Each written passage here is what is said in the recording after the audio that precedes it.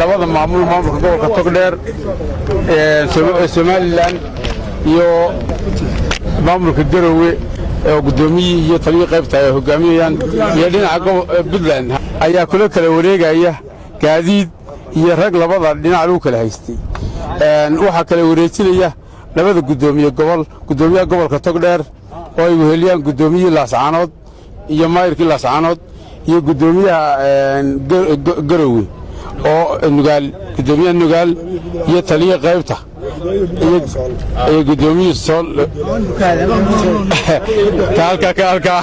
halka naga sharci ma halka ogaadi taliye halka inuu gada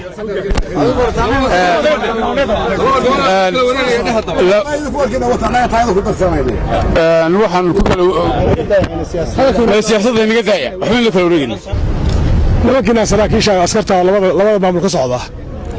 ee kuwa la bisanay ninkan hayaha qaybta aan la bisnayn meeshaan siyaasaddu ma imaan kuwa Soomaaliland soo farabaxsanayo iyo kaaga farabaxsanayo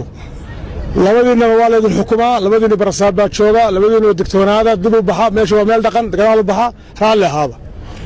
doorkan hadal kuma lihidin halkan hadal kuma lihidin taliyaha qaybtu hadlamayo taliyaashana hadlamaysan raali ahaaba رالي هذا أنا وماشي السياسة وما إيمان هذا رالي هذا